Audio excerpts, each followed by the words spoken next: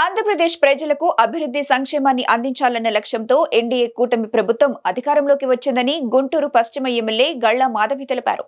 అవినీతి, కక్షపూరిత రాజకీయాలతో గత వైసీపీ ప్రభుత్వం, స్థానిక వైసీపీ ప్రజాప్రతినిధులు కాలం గడిపేశారని ఆరోపించారు. ఫలితంగా ప్రజల నుండి సమస్యలు వెల్లువెత్తుతున్నాయని అన్నారు. తెలుగుదేశం పార్టీ ఆదేశాల మేరకు గుంటూరు పశ్చిమ నియోజకవర్గ టీడీపీ కార్యాలయంలో ఎమ్మెల్యే గళ్లా మాధవి ప్రజా గ్రీవెన్స్ డే నిర్వహించారు.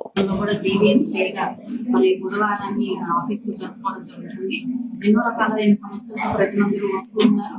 ప్రధానంగా ఈ సమ్మర్ కారణం వల్ల వాటర్ గురించి అడుగుతా ఉన్నారు. అదే విధంగా రీసెంట్ గా మనకి చక్ర విలాస్ ఫ్లైఓవర్ నిమిత్తం ఈ బ్రిడ్జ్ ఏర్పాటు చేయాల్సిన అవసరం ఉంది కాబట్టి దానికి కావాల్సిన ఇంటర్నల్ రోడ్స్ ని వైడ్ చేసుకునే ప్రాసెస్ లో అక్కడ కాస్త ఈ స్ట్రీట్ వెండర్స్ ని లిఫ్ట్ చేయడం, వాళ్ళకి వెండింగ్ జోన్స్ కి డైవర్ట్ చేయడం జరుగుతుంది. వాళ్ళకి కాస్త ప్రత్యామ్నాయ మార్గాలు వచ్చిన తర్వాత ఈ జోన్స్ ఈ వెండర్స్ అన్నింటినీ కదిలించాల్సిందిగా వాళ్ళన్ని ప్రీవియస్ తీసుకొని రావడం జరుగుతుంది.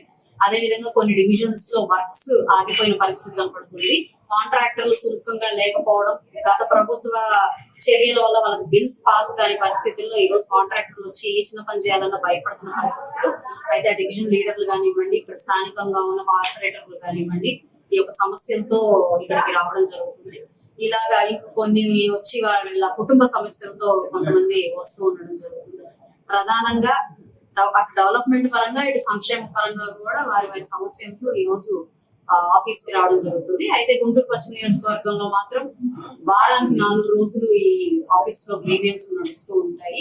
కాబట్టి ఎప్పుడు నిత్యం ప్రజల్లో ఉంటూ వాళ్ళ సమస్యల పరిష్కారమే మా దిశగా మేము కూటమి ప్రభుత్వం పనిచేస్తూ ఉందని మాత్రం ఆశ వ్యక్తం చేస్తాం.